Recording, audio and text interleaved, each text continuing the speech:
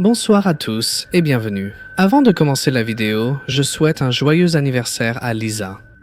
J'espère que tu as passé une merveilleuse journée ce soir. Je collectionne des histoires de fantômes effrayantes avec mon ami Papa Scare.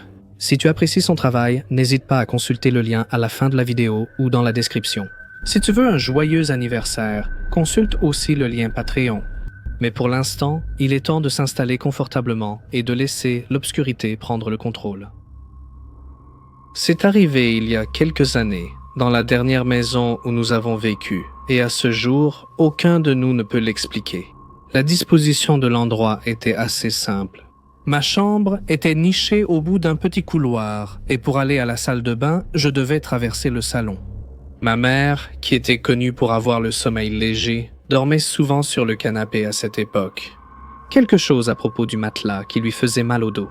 Une nuit, entre 2 et 3 heures du matin, elle était allongée là, à moitié réveillée, c'est ce qu'elle m'a dit. Elle a entendu le bruit familier de mes pieds nus qui avançaient sur le sol, des pas lents et réguliers allant de l'entrée du couloir jusqu'au salon. Mais ensuite, les pas ne sont pas allés vers la salle de bain. À la place, ils ont tourné autour d'un fauteuil inclinable près du centre de la pièce. Pas une fois, pas 2 fois, mais plusieurs fois. Elle pensait peut-être que je faisais du somnambulisme ou que je faisais l'idiot, alors elle a chuchoté « Maria, qu'est-ce que tu fais ?» Mais aucune réponse n'est venue. Les pas continuaient, les bruits sourds de la chair sur le bois, lents et délibérés, tournant toujours autour de la chaise. Elle réessaya, plus fort cette fois, Maria.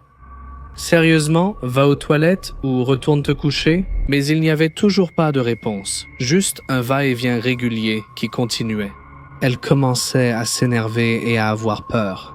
Elle s'est redressée, a allumé la lampe à côté du canapé, prête à me gronder ou à me sortir de l'état second dans lequel j'étais. Mais il n'y avait personne. La pièce était complètement vide, la chaise immobile sous la douce lumière jaune, aucun bruit, aucun pas, rien. Elle s'est immédiatement levée et a descendu le couloir jusqu'à ma chambre. Quand elle a ouvert la porte, je dormais profondément, glacé dans mon lit, emmitouflé sous les couvertures, respirant lentement, totalement paisible. Elle est restée là un long moment, à me regarder, essayant de comprendre, elle le jure. À ce jour, elle affirme qu'elle ne rêvait pas, qu'elle était lucide, bien réveillée, et certaine d'avoir entendu quelqu'un ou quelque chose tourner en rond autour de cette chaise. Et la partie qui m'a le plus troublé, c'est ça, dit-elle. Les pas étaient identiques aux miens, le même poids, le même son, le même rythme que moi. Mais il ne s'est jamais rien passé d'autre dans cette maison. Pas de courant d'air froid, pas de porte qui claque, pas de silhouette sombre. Juste cette nuit étrange où quelque chose a imité mes pas pendant que je dormais. Et parfois, je me demande si elle n'avait pas allumé la lumière, pendant combien de temps ça aurait continué à marcher. Je suis passionné par les histoires de fantômes, alors j'ai pensé partager la mienne ici. Ces événements ne me sont pas arrivés à moi, mais à mon ex-petite amie thaïlandaise. Elle m'a raconté ces histoires il y a des années, quand nous étions ensemble. Pour vous là-bas, si vous l'ignorez, les Thaïlandais croient vraiment au monde des esprits. Les histoires que je vais vous raconter concernent les rencontres que mon ex-petite amie a eues dans sa vie. Il y a eu au total 4 rencontres qu'elle m'a racontées personnellement, et la dernière dont j'ai partagé partiellement l'expérience avec elle à travers l'espace du monde d'Internet. Première histoire, usine abandonnée. Quand elle était à la fin de son adolescence et en pré-université, elle et un groupe d'amis, composé de 3 garçons et 3 filles, faisaient la fête la nuit. Après la fête, l'un des garçons a décidé de conduire jusqu'à une usine abandonnée juste à la périphérie de Bangkok. L'endroit où était autrefois une usine de jouets, mais un incendie s'y est déclaré il y a de nombreuses années. Beaucoup de personnes ont péri dans l'accident, et depuis on dit que l'endroit est hanté. Je vais la citer en traduisant ce qu'elle m'a dit en thaï à partir de maintenant. Après quelques verres, mon ami a défié tout le monde d'aller visiter l'usine de jouets, à seulement 45 minutes de route de Bangkok. Mes 2 amis et moi ne voulions pas y aller car il était tard, et l'idée était folle. Nous avions peur des fantômes, mais comme il était le seul à conduire, nous devions obéir. Le trajet nous a menés à travers une zone semi-boisée jusqu'à un grand portail en métal qui était cadenassé. Derrière ce portail en métal se dressait l'usine abandonnée de 7 étages. Certaines des fenêtres étaient brisées et des mauvaises herbes ainsi que des buissons envahissants étaient beaux partout. La première chose que j'ai remarquée en sortant de la voiture, c'était la fraîcheur de l'air. Les Faïs et moi étions très effrayés et avons supplié les garçons de ne pas y entrer. Mais je pense qu'à cause de l'alcool qu'ils avaient consommé plus tôt, ça les a rendus un peu stupides.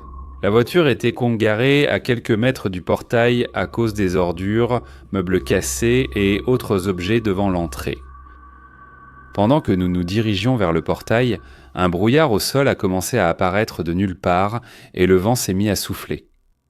Et c'est à ce moment-là que moi et les autres filles avons décidé que ça suffisait. Et nous nous sommes immédiatement accroupis et avons caché notre tête dans le creux de nos bras. Je me souviens qu'avec la tête baissée, je pouvais voir le sol là où je m'étais accroupi. Le brouillard devenait de plus en plus épais et j'entendais le vent siffler. J'avais très peur et j'ai commencé à prier et j'ai dit à mes 2 autres amis de faire pareil.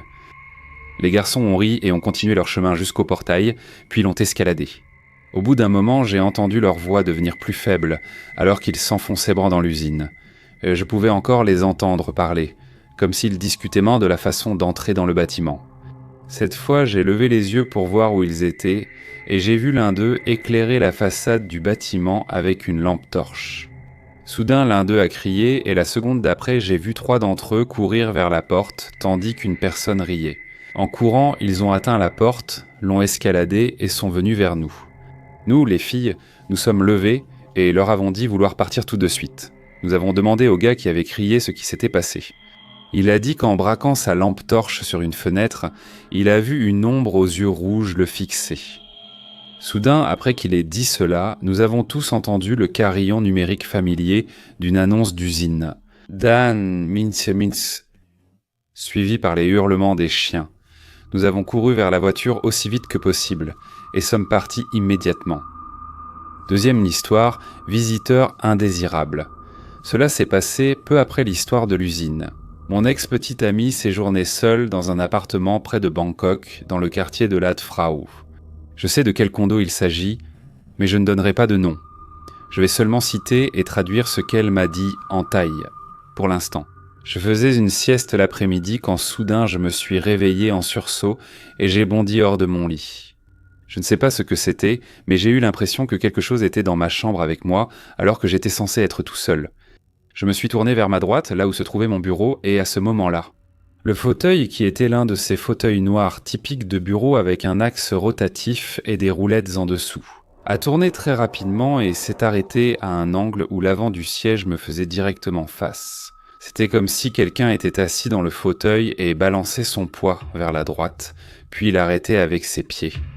J'avais très peur, mais j'ai fait semblant d'être calme. Mon téléphone était à côté de moi à ce moment-là. Alors je l'ai pris lentement, les mains tremblantes, et j'ai appelé mon ex-petite amie. Je lui ai demandé s'il pouvait venir maintenant parce qu'il m'était arrivé quelque chose. Après avoir raccroché, la chaise était toujours à la même place, comme si la chose assise dessus me regardait. Je n'ai pas bougé jusqu'à ce que mon ex-petite amie ouvre la porte. J'ai couru, je l'ai tiré dehors et je lui ai raconté ce qui s'était passé. Il m'a aidé à porter la chaise jusqu'à la benne à ordures en bas ensuite. Troisième histoire, visiteur indésirable 2. Cela s'est passé peu après la deuxième. C'est arrivé dans le même appartement. Je dormais la nuit quand je me suis soudainement réveillé. Les yeux fermés, je ressentais encore cette impression de présence dans la pièce, bien que j'étais seul. Le seul bruit que je pouvais entendre était le doux bourdonnement du climatiseur et, de temps en temps, les bruits feutrés de la rue en bas dans la ruelle.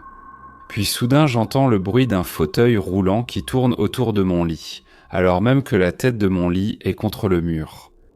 On aurait dit que quelqu'un assis dans un fauteuil roulant tournait autour de mon lit. J'ai fermé les yeux et j'ai prié de toutes mes forces. Le bruit s'est accéléré de plus en plus, puis soudainement il a disparu. Je me suis immédiatement levé d'un bond et j'ai filé hors de ma chambre. Quatrième histoire, visiteur indésirable 3. Cette histoire s'est passée quand j'étais encore avec elle, alors que nous étions en couple à distance. Notre seul moyen de nous voir chaque jour était via Skype, Et le week-end, quand aucun de nous ne travaillait, on faisait en sorte de rester à la maison pour pouvoir se voir. Oui, on a fait ça pendant presque 4 ans, la plupart des week-ends et chaque soir. Un dimanche après-midi en particulier, pendant que j'étais sur ma PlayStation 3 et qu'elle faisait une sieste dans sa chambre, son ordinateur portable était dans le salon. C'était un nouveau condo, un de ces petits studios de 32 mètres carrés avec une petite cuisine et un petit salon. Soudain, je l'ai entendu crier puis courir de sa chambre à l'ordinateur dans le salon. Je pouvais voir à travers la caméra Skype qu'elle était vraiment paniquée, qu'elle tremblait, qu'elle pleurait et qu'elle parlait très vite, disait-elle. Pendant sa sieste, elle s'est soudainement réveillée. Mais elle ne pouvait pas bouger son corps, elle ne pouvait bouger que les yeux. Elle a baissé les yeux et a vu une silhouette assise, légèrement de dos, dans le coin de son lit. C'était une femme vêtue de blanc, avec de longs cheveux ébouriffés. Elle ne pouvait pas parler, et quand elle a essayé de m'appeler, aucun son n'est sorti. La silhouette a tourné légèrement la tête et le corps. La façon dont elle bouge est en stop motion, comme si on avait sauté des images. Ses cheveux couvraient après son visage, juste au moment où elle s'apprêtait à lever la tête et à révéler son visage. Mon ex-petite amie a fermé les yeux et a prié en silence à l'intérieur, et c'est à ce moment-là que j'ai entendu tous les cris et les hurlements. Voilà, c'est tout. Ce n'est peut-être pas très effrayant, mais écouter ces histoires et la voir ainsi sur Skype m'a vraiment fait peur. Pendant des années, j'ai fait du bénévolat dans un ancien sanctuaire religieux caché dans un village tranquille appelé Emswell Cross. Pour y arriver, il fallait traverser la moitié du pays. Alors, les bénévoles se voyaient offrir un logement dans l'une des ailes anciennes du bâtiment. Et quand je dis ancienne, je veux dire vieille, de plusieurs siècles. Les murs étaient en pierre épaisse, les planchers grinçaient à chaque pas et les fenêtres tremblaient dans leur cadre au moindre souffle de vent. C'était beau et paisible, presque sacré, mais j'avais toujours l'impression que quelque chose vivait sous ce silence. À chaque séjour là-bas, il se produisait quelque chose d'étrange. L'atmosphère restait normale, mais les objets bougeaient légèrement de leur place.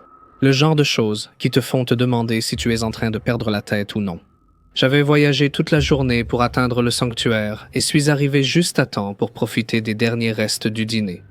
Épuisé, je me suis effondré sur le lit après une douche sans même lire, ce qui m'arrive rarement.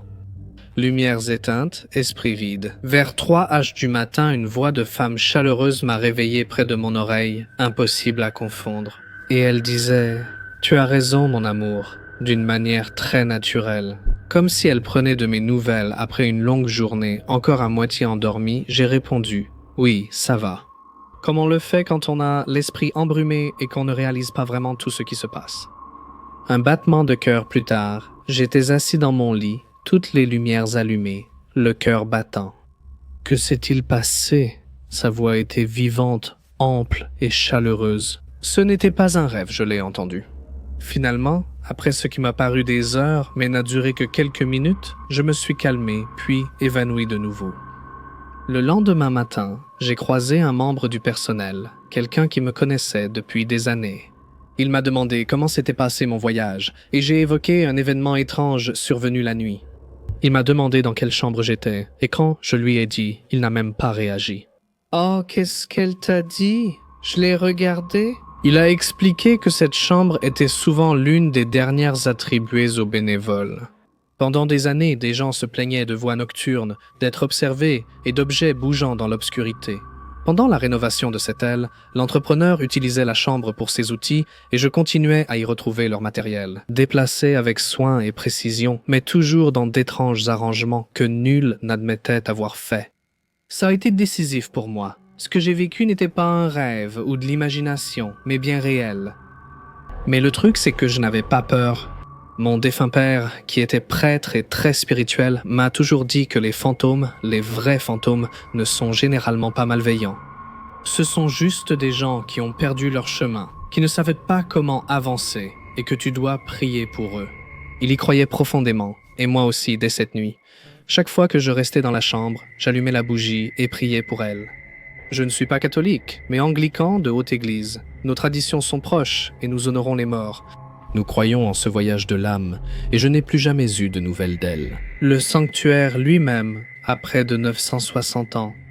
Il a été réduit en ruines pendant la réforme par les soldats du roi Henri VIII. Il y a un champ à proximité appelé Martyrsfield, et vous pouvez deviner pourquoi le village lui-même abritait autrefois une prison, un hôpital pour lépreux. Et le chagrin s'est ajouté au chagrin. Mon père disait qu'il ne serait pas surpris si tout le village grouillait de fantômes. Je pense qu'il avait raison. Une autre histoire qui s'y rattache, à l'époque où mon père servait dans une paroisse non loin de Croix d'Emswell. Lui et ma mère ont été invités à visiter un manoir voisin, l'un de ces vieux endroits majestueux chargés d'histoire. Le guide Sanad, sachant que mon père était prêtre, leur a montré une cachette de prêtre, chambre secrète, sous une trappe, utilisée sous le règne d'Henri VIII pour protéger le clergé catholique de la persécution et de l'exécution. Le guide a demandé si mon père voulait entrer à l'intérieur et il l'a fait. Il est resté là-dessous moins d'une minute et quand il est ressorti, il était pâle, visiblement secoué et blanc comme un linge. Il n'a jamais dit un mot sur ce qu'il avait ressenti ou vu dans cet espace caché, ni à moi, ni à ma mère, ni à personne. Cela m'a surtout convaincu qu'il s'était vraiment passé quelque chose. Mon père était profondément en harmonie avec le monde spirituel, même s'il en parlait rarement. Il croyait avec ferveur, mais il portait ses expériences en silence, comme un prêtre doit le faire. C'est une histoire que j'ai vécue. À cette époque, je vivais dans un vieil appartement en bois de 2 étages, mais il avait récemment été rénové et l'intérieur était joliment aménagé. Les sols avaient également été remplacés, passant du tatami au parquet en bois, et tout était d'une propreté éclatante. L'agencement comprenait une pièce principale avec une salle de bain et des toilettes séparées, et il y avait aussi une buanderie attenante. La cuisine faisait environ 4 tatamis de taille, et le salon environ 6 tatamis. Le loyer était de 40 000 yens par mois. C'était vraiment pas cher pour la ville et personnellement je l'aimais beaucoup. Ce jour-là, je suis resté tard à une fête d'entreprise. Et comme je devais prendre le dernier train, je pense qu'il était près d'1h du matin quand je suis rentré à mon appartement. Quand j'ai monté les escaliers de mon appartement et que je suis arrivé devant la porte de ma chambre, j'ai commencé à me sentir un peu mal à l'aise. Avec le recul, je regrette de ne pas avoir été plus prudent, ni éviter d'entrer dans la pièce. À l'intérieur de la maison, il y avait une porte à gauche de la porte d'entrée. Un évier, des toilettes et une salle de bain à droite, et une porte coulissante directement en face qui séparait la cuisine du salon. Je laissais généralement cette porte coulissante ouverte et je ne la fermais que lorsque je cuisinais. Quand je suis arrivé à la porte d'entrée, j'ai senti quelque chose trembler à travers la fenêtre en verre de la cuisine juste à côté. Cependant, à ce moment-là, j'ai supposé que ce n'était que les phares d'un véhicule passant devant la fenêtre opposée ou quelque chose comme ça. J'ai sorti mes clés de la poche de mon costume et j'ai ouvert la porte d'entrée d'un geste détendu, puis quelque chose a commencé à bouger dans la pièce. La pièce était sombre et je ne voyais pas clairement, mais j'ai aperçu quelque chose de long qui pendait du plafond dans le salon, juste devant la porte coulissante ouverte. Ça se balançait lentement d'avant en arrière. Bien sûr, je n'avais aucun souvenir d'avoir installé une telle chose dans ma chambre, alors je suis juste resté là. Au bout d'un moment, mes yeux se sont progressivement habitués à l'obscurité, et j'ai regardé de plus près grâce à la lumière de la lune. Dehors, j'ai vu que cela ressemblait à une tête humaine. Je n'avais aucune idée de ce qui se passait, mais j'ai vu un être humain suspendu la tête en bas au plafond, avec un cou blanc lumineux et de longs cheveux qui se balançaient d'avant en arrière comme un pendule en utilisant tout son corps. Cependant, je ne pouvais pas voir son visage, donc j'ai supposé qu'il me tournait probablement le dos. Soudain, j'ai remarqué que les secousses devenaient plus intenses qu'auparavant.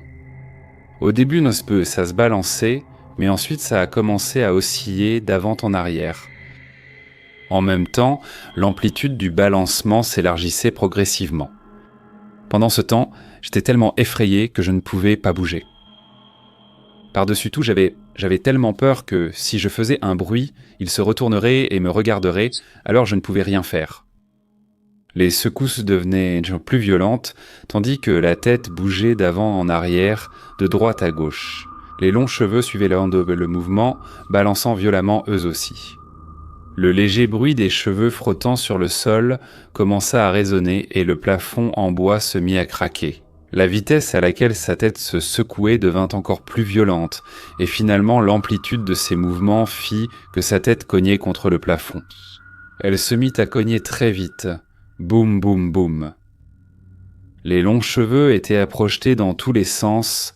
Le bruit des cheveux frottant les uns contre les autres devenait plus audible, et le plafond produisait un fort grincement. Au moment où j'ai fermé les yeux, en pensant que c'était vraiment grave, j'ai entendu un bruit sourd et j'ai eu l'impression que mon cœur s'arrêtait, pendant un instant. Je me suis soudainement retourné et j'ai vu mon voisin sortir de la pièce en disant « Pourriez-vous faire moins de bruit, s'il vous plaît ?» Avant que je ne m'en rende compte, le bruit s'était arrêté et la chose avait disparu. Je n'ai pas eu le courage d'entrer dans la pièce ce jour-là, alors je suis resté dans un cybercafé à proximité. Quand je suis retourné à mon appartement, après qu'il ait fait jour, la pièce était comme d'habitude. Cependant, il y avait des dizaines de longs cheveux éparpillés sous le plafond, là où cela avait été suspendu. Finalement, après avoir vécu quelques semaines à l'hôtel avec seulement l'essentiel de ma chambre, j'ai déménagé plus tôt que prévu. Quand mon enfant du milieu avait environ 2 ans et demi, nous vivions dans cette vieille maison qui avait clairement été rénovée au fil des années par des gens qui ne savaient absolument pas ce qu'ils faisaient. Des murs de travers, des sols inégaux, des plaques de plâtre mal posées, tout paraissait bancal, mais avait un charme original, comme une maison à rénover. Mais l'une des caractéristiques les plus étranges était cette sorte de débarras sous la maison qui servait aussi d'atelier. On ne pouvait y accéder que depuis l'une des chambres, où il y avait une porte en bois fragile, plutôt une trappe en réalité, qui menait vers un espace au sol en terre battue. Ça m'a toujours donné la chair de poule, ça sentait le vieux bois et quelque chose d'aigre. On ne l'utilisait presque jamais, mais je détestais m'en approcher. À cet âge-là, ma fille venait juste de commencer à parler en phrases de 4 mots, et elle venait souvent avec nous en disant des trucs bizarres et imaginatifs comme on peut s'y attendre d'une petite fille. Au début, on n'y a pas vraiment fait attention. Quand elle a commencé à parler de la Dame Bleue, elle l'a mentionnée en passant, généralement dans cette chambre, en disant que la Dame Bleue vit sous la maison. Un matin, elle m'a dit ça d'un ton très naturel. J'ai ri nerveusement et j'ai demandé « À quoi elle ressemble ?» Elle est bleue et elle est triste. Parfois, elle devenait silencieuse en jouant et fixait simplement le coin où se trouvait la trappe. Quand je lui demandais ce qui n'allait pas, elle disait simplement qu'elle regarde, et parfois sans aucune raison apparente. Elle me disait des choses comme « La Dame Bleue n'aime pas papa » ou « Elle n'est pas contente quand les lumières sont allumées ». Ce qui m'a vraiment dérangé, c'est quand elle a commencé à refuser de dormir complètement dans cette chambre. Elle pleurait et criait dès qu'on la laissait dans cette chambre. Là, sous le plancher, sanglotait-elle. Une fois qu'elle est sous le plancher, elle a froid. Finalement, nous avons renoncé et l'avons installée dans une autre chambre. Puis, nous avons heureusement quitté la maison. Peu de temps après, et comme ça, plus de Dame Bleue, nous n'avons plus jamais entendu son nom. Plus d'histoire, plus de références. Rien jusqu'à aujourd'hui. Je me demande encore ce que ma fille voyait ou ressentait. Peut-être que ce n'était que l'imagination d'une petite fille stimulée par une vieille maison étrange et un vide sanitaire sombre. Je me demande toujours qui ou quoi était réellement la Dame Bleue, et je me mentirais à moi-même si je croyais vraiment que tout cela n'était que dans sa tête. Je suis presque certain qu'il y avait quelque chose dans cette maison. Je suis quand même content de ne pas l'avoir vue moi-même et qu'elle ne le voit plus maintenant. Mon mari et moi avons vendu une maison et nous avons déménagé dans une autre maison que nous achetions à une église. La maison avait été construite et appartenait à un couple anglais sans enfants. Le mari est décédé dans la maison et la femme a eu la démence et est partie en maison de retraite. Ils ont légué la maison à une église voisine. Nous avions obtenu une préapprobation pour le prêt hypothécaire, mais à cause de l'avocat de l'église qui a mal géré les papiers, ce qui a retardé la clôture de notre prêt, et comme notre maison était déjà vendue, ils nous ont laissé emménager. Avant l'achat proprement dit, la maison était restée vide pendant plusieurs mois avant notre emménagement. Mais des choses étranges ont commencé à se produire dès le premier jour. Nous habitons en Virginie. Mais la veille de son déménagement, j'ai dû partir pour le Massachusetts. Pour aider ma mère, ma belle-sœur, quelques nièces et neveux, ainsi que mon beau-frère, ont aidé mon mari et ma fille à déménager. Mon mari, sa sœur et son frère ont laissé les enfants et les 4 nièces à la maison pour commencer à déballer, pendant qu'ils allaient me chercher une autre cargaison. Pendant que les adultes étaient bleu partis, les filles âgées de 8 à 16 ans étaient toutes en train de déballer la chambre de ma fille. Les filles ont trouvé un coffret Polly Pocket et ont joué avec avant le retour des adultes. Tout à coup, les stores ont commencé à monter et descendre tout seuls. Cela continuait quand les adultes sont revenus. Avançons rapidement. Tout le monde part. Il ne reste que mon mari et mes 2 filles. Les filles vont se coucher à contre-cœur. Mon mari ne croit pas aux fantômes ni à rien de surnaturel. Notre ancienne maison avait une présence amicale et il se moquait toujours de moi quand je lui disais que j'avais vu l'un des anciens occupants de la maison. Quoi qu'il en soit, mon mari va se coucher dans notre chambre, il a l'impression qu'on le fixe du regard et il se sent très mal à l'aise. Au bout d'environ 1 heure comme ça, il va dans le salon, déplace les meubles de façon à dormir sur le canapé dans un espace fermé. Imaginez comme au XIXe siècle, quand ils formaient un cercle avec les chariots, les meubles sont placés en cercle avec une table basse et la télévision au milieu. Il m'a appelé à 1 heure du matin, incapable de dormir parce que quelque chose le regardait. Ça continue chaque nuit, je rentre à la maison quelques jours plus tard et j'essaye de finir de déballer. Il retourne au travail. Je suis très mal à l'aise dans cette maison. Je suis très sensible aux esprits. Chacun de mes gestes était surveillé. Aller au sous-sol me faisait suffoquer. J'ai tenté de faire venir un prêtre pour bénir la maison, mais c'était impossible d'en trouver un. Avec mon emploi du temps, je n'arrive à rien faire. Mon fils, qui n'avait même pas encore 1 an, était très agité dans la maison, grognon et demandeur, alors qu'avant c'était un bébé très heureux. Des choses étranges continuaient à se produire. Des objets disparaissaient. Des bruits de pas à l'étage alors que personne n'y était, des stores qui bougeaient des gens tout seuls, la porte de la cuisine qui s'ouvrait toute seule. Il fallait pousser fort cette porte. Le déclic, c'est quand la sonnette a retenti à 3 heures du matin. Chaque nuit, nous nous levions pour aller ouvrir la porte. Bien sûr, il n'y avait personne, on fermait la porte. Dès qu'on s'éloignait, la sonnette retentissait à nouveau. Nous avons immédiatement annulé l'accord et nous avons déménagé. Je n'ai jamais aussi bien dormi que la nuit après avoir quitté cette maison. Un autre couple a acheté la maison environ 9 mois après notre départ. La maison faisait 2500 pieds carrés et était en briques. Elle était magnifique. Nous y avons vécu 15 ans. Les nouveaux propriétaires continuent d'y faire des ajouts. Elle est en travaux depuis 14 ans. Tout ce à quoi je peux penser, c'est la maison Winchester, parce que toutes les extensions qu'ils ont faites ne correspondent pas à ce qu'on pourrait imaginer dans cette maison. J'ai l'impression qu'il y avait quelque chose de démoniaque, presque comme s'il y avait un portail ou un ancien cimetière amérindien qui a été perturbé sous cette maison. C'est arrivé il y a quelques années, juste après que j'ai commencé un nouveau travail. Le bâtiment était vieux, vraiment très vieux. Il régnait une ambiance d'avant l'architecture moderne, avec des planchers grinçants, des fenêtres pleines de courants d'air et un éclairage jaune tamisé. Ça me rappelait toujours les couloirs au crépuscule, peu importe l'heure de la journée. Il avait assurément du caractère, mais il m'a toujours donné, ou du moins m'a fait ressentir, un certain malaise. Je suis resté tard pour finir des tâches avant une échéance. Quand j'ai commencé à ranger mes affaires pour partir, l'étage où je travaillais était presque désert. Le bourdonnement habituel du bureau, les bavardages, les claviers, les imprimantes avaient disparu. Ne restait que le silence, parfois troublé par le bruit des tuyaux ou le vieux ascenseur grinçant en bas. Avant de partir, j'ai décidé de passer aux toilettes. Elles se trouvaient au bout du couloir, loin de mon bureau, nichées dans une petite alcôve qui semblait toujours plus froide que le reste du bureau. En tournant le coin, j'ai vu quelqu'un pousser la porte des toilettes et y entrer. Je me souviens très clairement de ce qu'il portait. une chemise rose pâle et un pantalon kaki, exactement la même tenue que moi.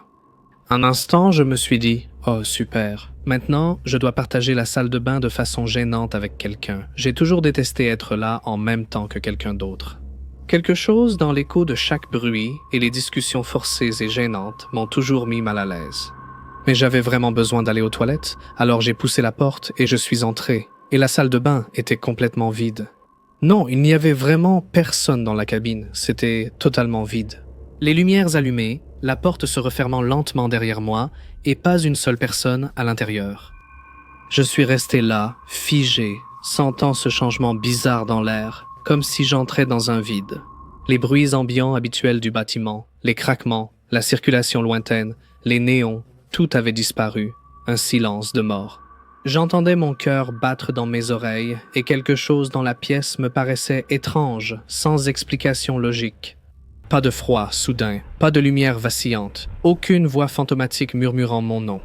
Juste cette pression intense dans la pièce et la sensation que je ne devrais pas être là, que quelque chose d'autre occupait cet espace que je ne pouvais pas voir.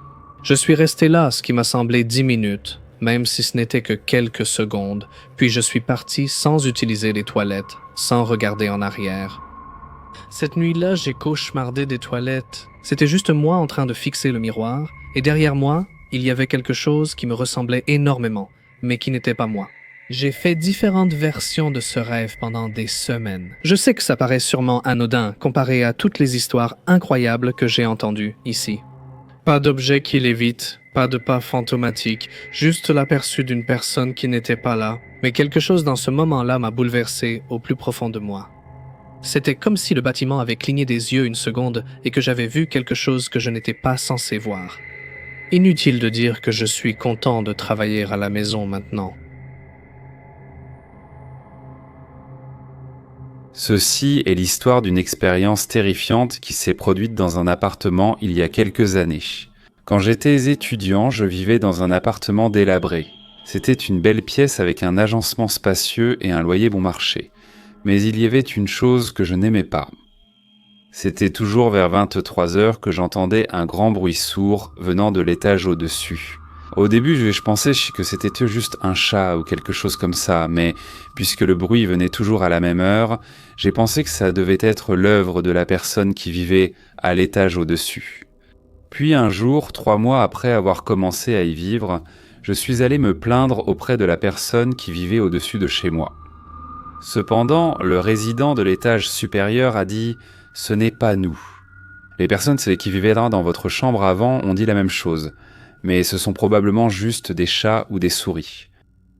Nous n'entendons rien d'ici, donc je ne pense pas que cela ait quoi que ce soit à voir avec nous, ajoute-t-il, l'air un peu agacé. Ça n'avait pas de sens pour moi, mais les personnes qui vivent à l'étage disent que ça n'a vraiment rien à voir avec eux. Son attitude était du genre « Voilà encore la personne d'en bas qui vient causer des problèmes. Laissez-moi tranquille. Cette nuit-là, il y eut encore de forts bruits. » J'étais un peu agacé, alors j'ai pris un balai et j'ai tapé contre le plafond. Soudain, un bruit violent a retenti contre le plafond. En plus, le bruit semblait se déplacer sur le plafond en grinçant et en rampant.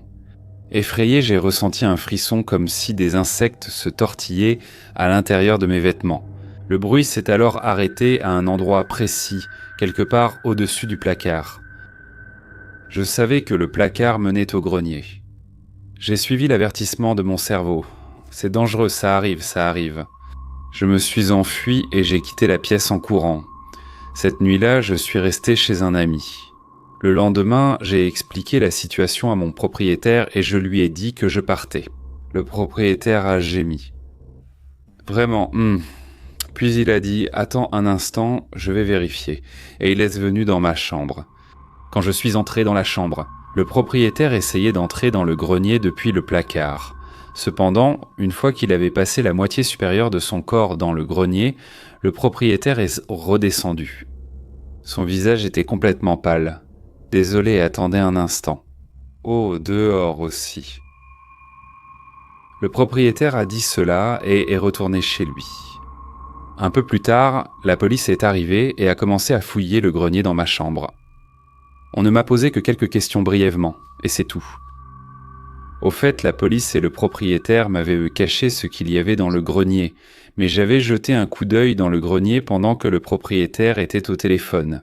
Ce que j'ai vu, c'était une main humaine squelettique.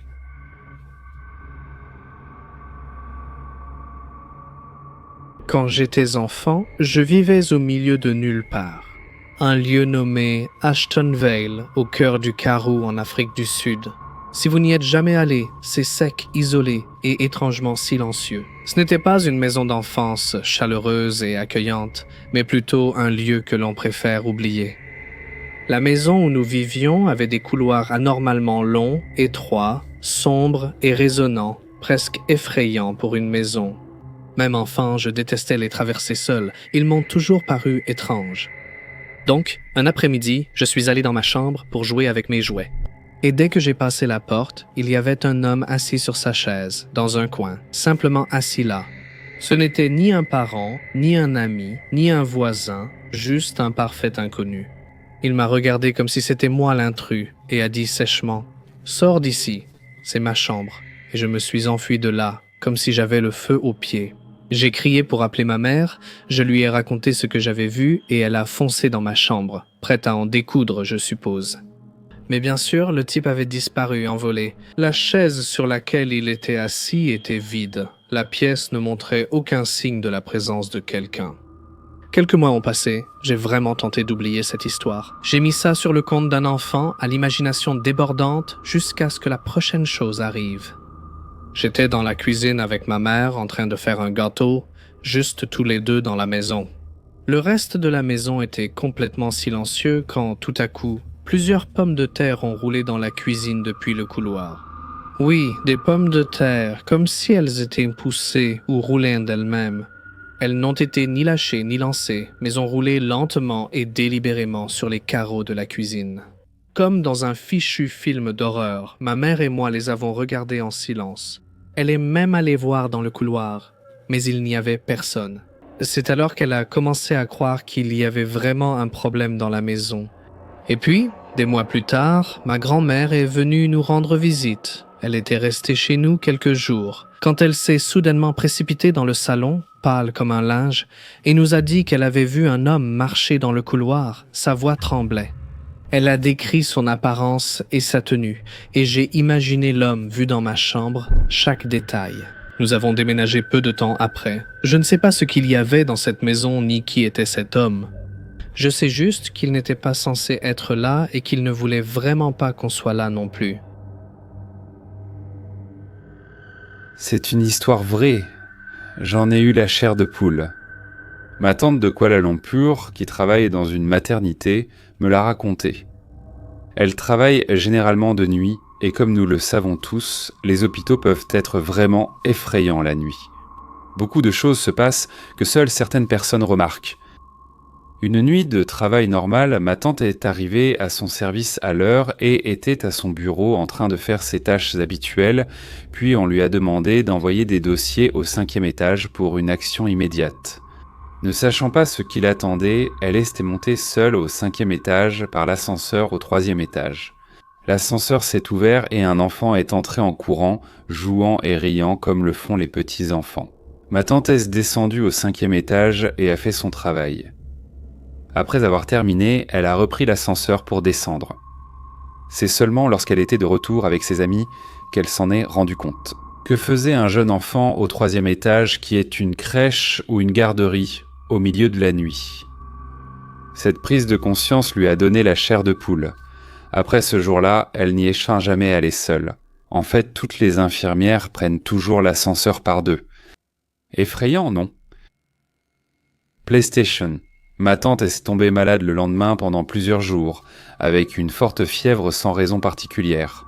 Apparemment, on dit que les infirmières portent leur coiffe pour se protéger, surtout celles qui travaillent la nuit, car elles ne seront pas dérangées si elles la portent. C'est ce que j'ai entendu. Quand j'étais plus jeune, je passais un week-end par mois chez ma grand-mère. Elle vit au milieu de nulle part. À l'époque où cela s'est produit, mon grand-père était décédé quelques mois plus tôt. Il s'est donné la mort. Et même si les choses s'étaient un peu calmées à ce moment-là, on avait toujours l'impression qu'il manquait quelque chose d'énorme dans la maison. Ce soir-là, certains membres de la famille allaient à une fête à l'école et ma grand-mère et son ami sont allés les déposer. Nous restions 5 seuls chez moi. Mon partenaire et moi étions dans le salon, une personne dans la chambre du rez-de-chaussée et 2 autres à l'étage. Le salon et la cuisine étaient à air ouverte. Nous pouvions donc tout voir et entendre depuis notre place. Il faisait sombre et nous regardions la télé détendue quand un grand bruit a retenti. J'ai crié, complètement surpris. Nous avons regardé et vu un stylo posé au milieu du sol de la cuisine. Le plus étrange, c'est que la cuisine était impeccable. Ma grand-mère est de ces personnes qui gardent tout en ordre, et nous n'avions même jamais vu de stylo traîner avant.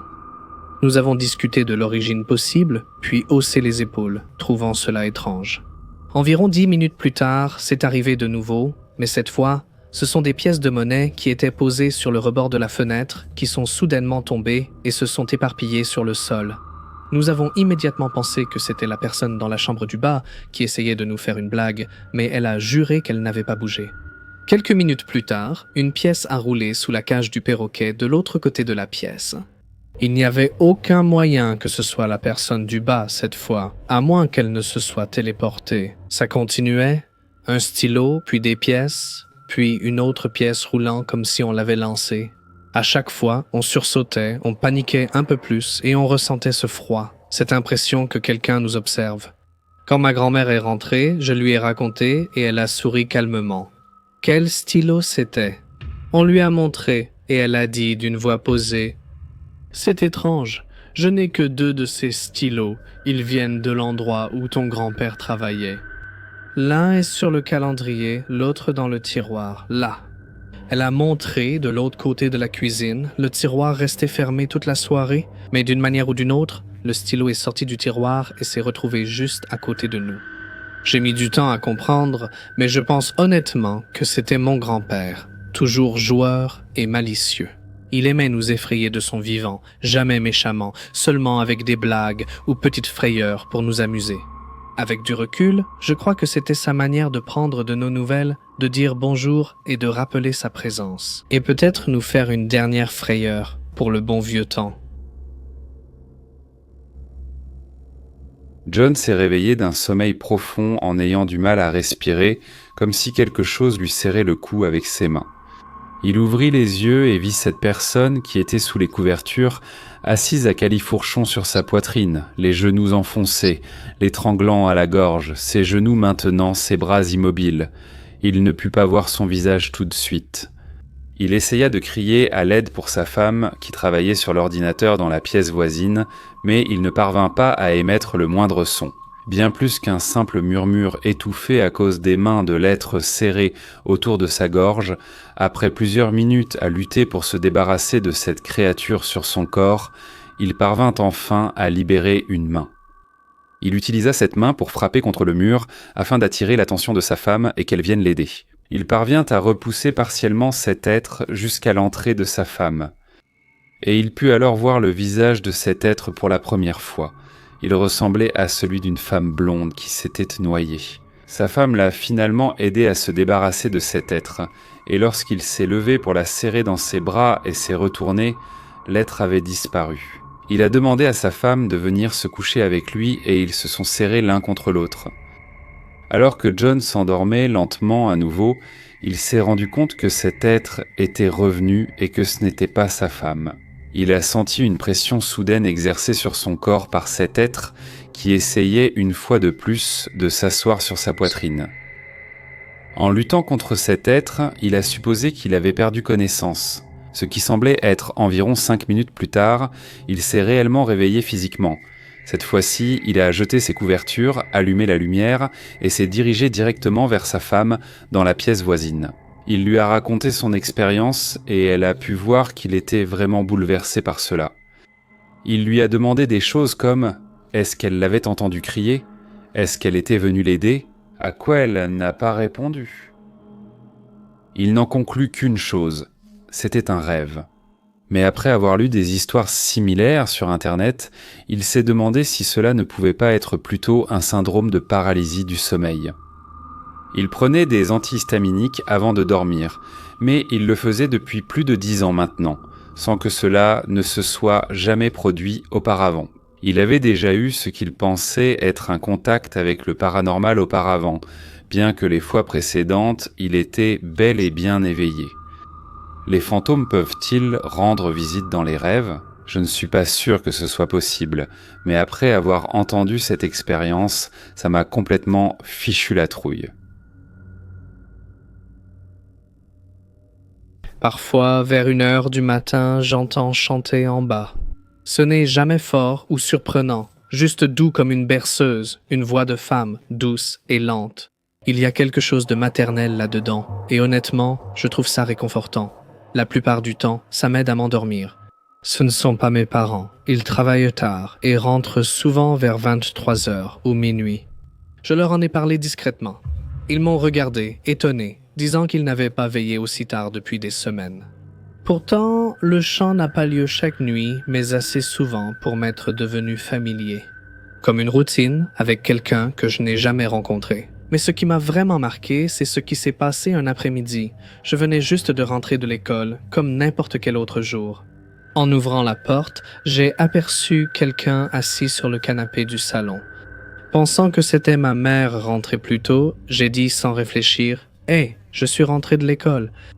Et puis je l'ai entendu, un salut doux et lointain, presque comme un écho venant du bout d'un long couloir. Je suis entré dans le salon en m'attendant à la voir, mais à la place, j'ai aperçu autre chose, une silhouette. Elle n'était pas sombre mais lumineuse, un contour brillant, presque trop doux pour être honnête, comme voir à travers la lumière du soleil sur une vitre embuée. Elle s'est levée, s'est lentement retournée et a marché vers le couloir, puis elle a disparu. Aucun bruit, aucune porte qui grince, rien d'autre que la faible image résiduelle de quelqu'un qui ne voulait pas m'effrayer. Je ne sais pas qui elle est, hein? Peut-être que c'est la même femme qui chante la nuit, peut-être pas, mais elle ne m'a jamais fait peur. En fait, j'avais l'impression qu'elle voulait juste s'assurer que quelqu'un savait qu'elle était toujours là. Ceci, c'est l'expérience d'un ami. J'ai loué une chambre dans un appartement. L'appartement était un ancien bâtiment rénové, mais il avait été bien rénové et était très propre. La chambre louée était au dernier étage, spacieuse avec de hauts plafonds et une sensation d'ouverture. La propriété était à distance de marche de la gare principale, il y avait de nombreux magasins à proximité et elle était en excellent état. Pourtant, le loyer n'était pas si élevé, en fait, il était presque bon marché. Après avoir vécu là-bas pendant un certain temps, j'ai découvert une chose que je n'aimais pas à propos de cet endroit. J'ai remarqué une petite étagère en haut du placard dans la pièce de style japonais. Et au fond de l'étagère, il y avait un talisman collé au plafond. Je ne suis pas très sensible aux esprits ou à ce genre de choses, donc même si j'ai trouvé ça inquiétant, j'ai décollé le talisman et je l'ai jeté.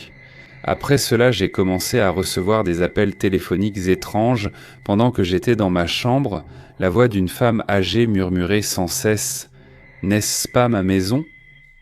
Je pensais que c'était un canular téléphonique ou l'œuvre d'une personne âgée atteinte de démence.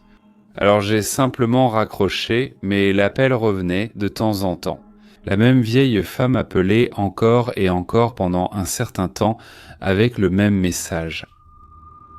Finalement, je n'ai plus pu le supporter.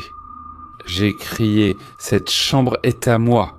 Elle a répondu d'une voix tremblante « C'est ma maison !» Puis elle a raccroché. Cette nuit-là, je me suis réveillé en ayant du mal à respirer, je ne pouvais plus bouger mon corps. J'ai vite compris que j'étais dans une situation difficile. Alors que je fixais intensément la nuit, incapable de bouger, mes yeux se sont progressivement habitués à l'obscurité. À ce moment-là, quelque chose comme une goutte est tombée sur mon visage. J'ai levé les yeux vers le plafond au-dessus de ma tête, et j'ai vu une tache noire sur ce qui aurait dû être un plafond d'un blanc pur, d'où semblaient couler des gouttes. La tache s'est rapidement étendue et la quantité d'eau qui en tombait a augmenté. À ce moment-là, j'ai senti une odeur métallique et poissonneuse et j'ai compris que les gouttes étaient en réalité du sang. Puis quelque chose a commencé à tomber de la tache au plafond vers moi. Des objets lourds sont tombés sur mon visage puis sur tout mon corps. Alors que je me figeais de peur, j'ai senti une odeur poissonneuse venant de l'air juste à côté de mon visage. Quand j'ai regardé, j'ai vu une masse d'un noir profond. La tête de la personne était à côté de mon visage, la bouche ouverte juste à côté de mon oreille. C'est ma maison. C'était la même voix rauque qui m'a appelé. Le lendemain, j'ai immédiatement quitté la chambre. J'ai dit à l'agent immobilier que je ne pouvais plus vivre dans un endroit comme ça, mais l'agent immobilier ne m'a même pas posé de questions et a accepté que je parte immédiatement.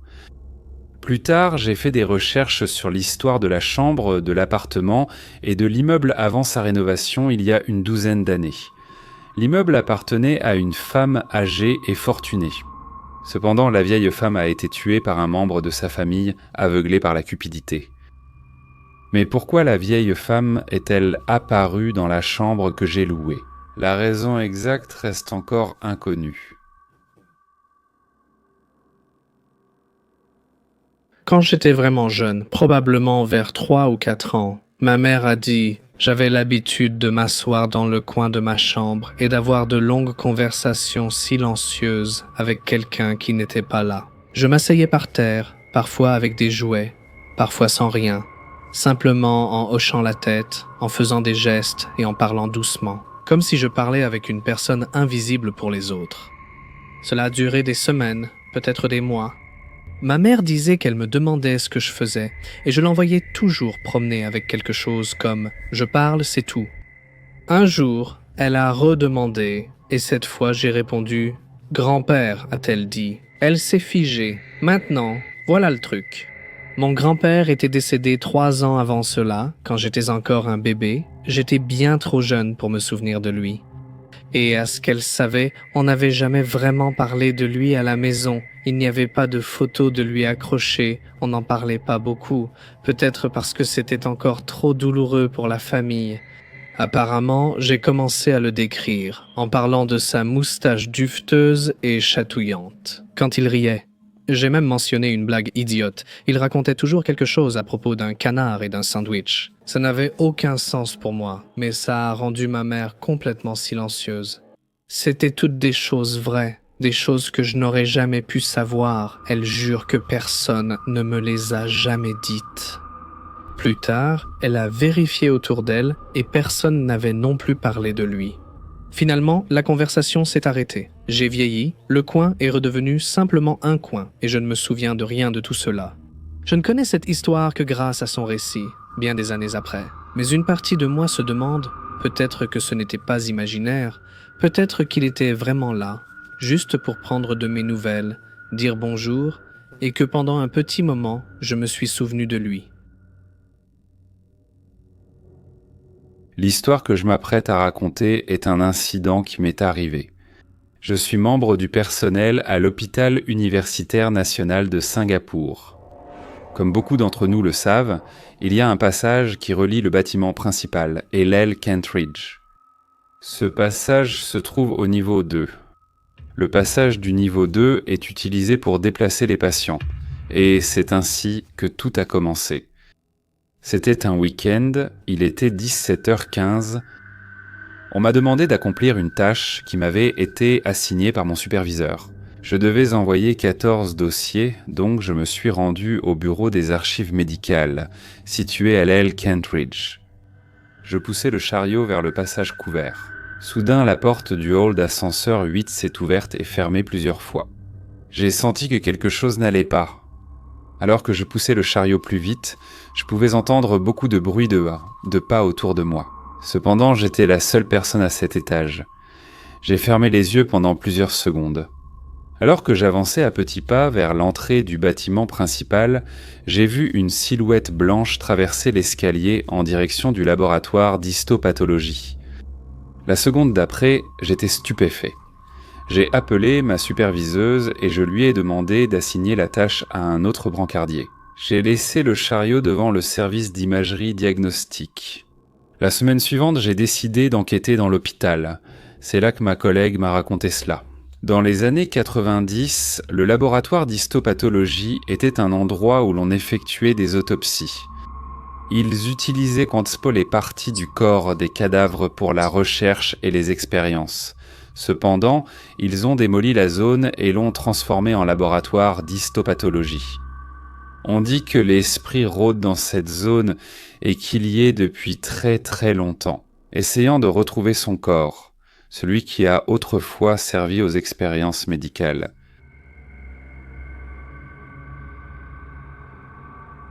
L'amie d'Emily organisait une soirée pyjama pour son anniversaire, et elle a invité Emily, Anna, Jody et Élise. Elle s'amusait, racontait des histoires effrayantes, en inventait et partageait aussi des vrais qu'elles avaient vécus à ce moment-là. Quand Jody a raconté la sienne, un grand bruit a retenti à la porte. Elles ont toutes eu peur parce que les parents d'Élise étaient ressortis ce soir-là, donc elles étaient seules à la maison. Elles ont décidé de verrouiller toutes les portes et les fenêtres, puis se sont retrouvées dans la chambre où elles dormaient.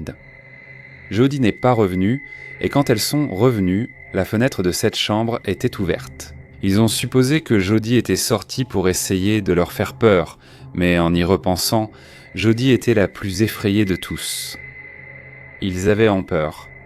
Après avoir regardé dehors et vu personne, ils ont verrouillé la fenêtre.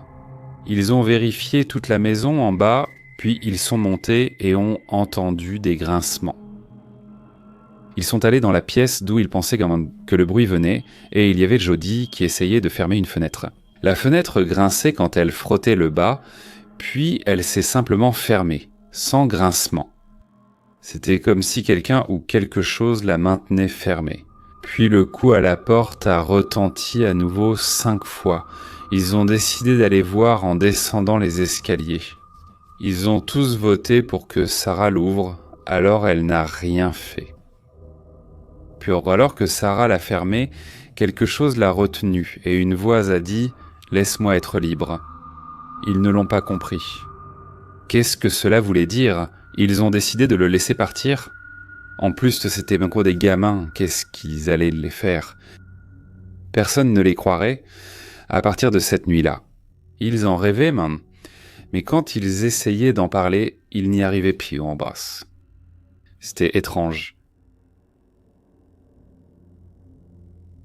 Salut les gars, c'est Mort. Merci de m'avoir écouté, j'espère que vous avez aimé la collection d'histoires effrayantes de ce soir. N'oubliez pas, pour votre message d'anniversaire, choisissez un sujet et profitez d'avantages gratuits à découvrir. Patreon, je veux aussi que votre nom apparaisse dans le générique de fin. Le lien est dans la description. C'est tout pour moi les gars. Passez une excellente soirée. Merci infiniment à mes membres, mécènes et à Papa Scar pour avoir rejoint la collection de frayeurs de ce soir. Mais c'est tout pour moi. Restez formidables et on se retrouve à la prochaine. Bonne nuit.